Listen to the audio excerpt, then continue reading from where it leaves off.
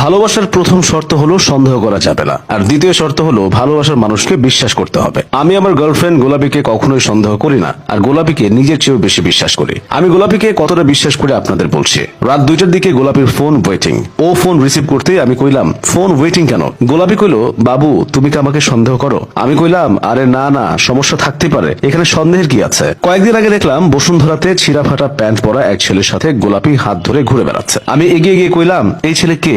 গোলাপী কইলো বাবু তুমি কি আমাকে সন্দেহ করো? আমি কইলাম আরে না, ছোট ভাই ব্রাদার থাকতেই পারে, এখানে সন্দেহের কি আছে? একদিন আমার বন্ধু কেরামত ফোন দিয়ে কইলো কিরে তোর গার্লফ্রেন্ড গোলাপীর তো বিয়ে ঠিক হয়ে গেছে, তুই তো ছেঁকা খাইলি। সাথে সাথে গোলাপীরে কল দিয়ে কইলাম ঘটনা কি সত্যি? সে কইলো দেখো বিয়েটা আমার বাবার জন্য করা, বাবার হার্টের অসুখ তাই বিয়েটা করতেছে, কিন্তু আমি তো তোমাকেই ভালোবাসি, কিছুদিন পরে তো আমি তোমার কাছে ফিরে আসবো। আমি আমতা আমতা করে কইলাম কিন্তু গোলাপী কইলো বাবু তুমি কি আমায় সন্দেহ করছো?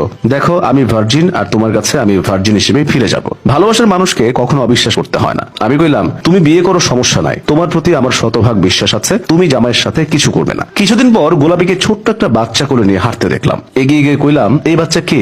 সে কইলো এই বাচ্চা আমারই, কিছুদিন আগে হয়েছে। আমি আমতা আমতা করে কইলাম কিন্তু তুমি তো বলেছিলে জামাইয়ের সাথে কিছু করবা না, তাহলে বাচ্চা হইলো কিভাবে? গোলাপী কইলো দেখো বাবু হঠাৎ কি করে যেন কি হয়ে গেল, আমি আসলে বুঝতে পারিনি, বিশ্বাস করো আর কখনো এমন হবে না, এইটাই শেষ বাচ্চা। আমি তোমাকে অনেক ভালোবাসি, তুমি আমার জন্য ওয়েট করো, আমি ফিরে আসবো।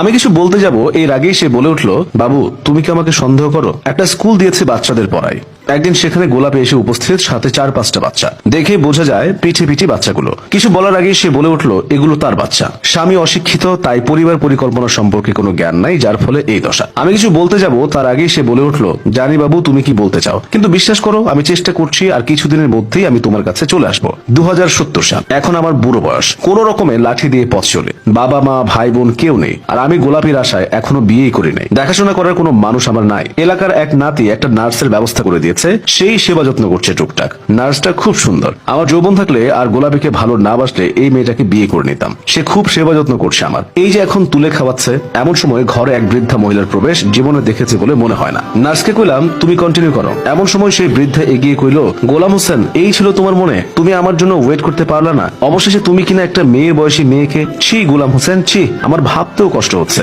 তোমার ভালোবাসা এতটাই নগণ্য যে আর কটা দিন অপেক্ষা করতে পারলে না? কণ্ঠ শুনে বুঝলাম আরে এটা তো গোলাপী। কিছু বলতে যাব বরাবরের মতো গোলাপী আগে কইলো এই ছিল তোমার মনে, এই জন্য ছেলেদের বিশ্বাস করতে নেই। আমি ভুল করেছি তোমার মতো ছেলেকে ভালোবেসে, আমি তোমাকে ঘৃণা করি, আই হেট ইউ গোলাম হোসেন। আমি রেগে গিয়ে কইলাম তুমিও তো বলেছিলে সেই কবে আমার কাছে তুমি ভার্জিন হিসেবে ফিরে আসবে, কিন্তু এখন তো আমার আর কিছুই করার নেই। গোলাপী কইলো আমি তো এখনো ভার্জিন। ভাইরে এই কথা শুনে আমার কদম জোড়া কান্ধে উঠে গেল, মাথা ঘুরছে, মনে হয় প্রেশার বেড়ে যাচ্ছে। সায়েন্সের সব থিওরি উল্টে দিয়ে 5টা বাচ্চার মা হওয়ার পরও আমার প্রেমিকা নিজেকে ভার্জিন দাবি করে। কিছু বলতে যাব এর আগেই সে বরাবরের মতো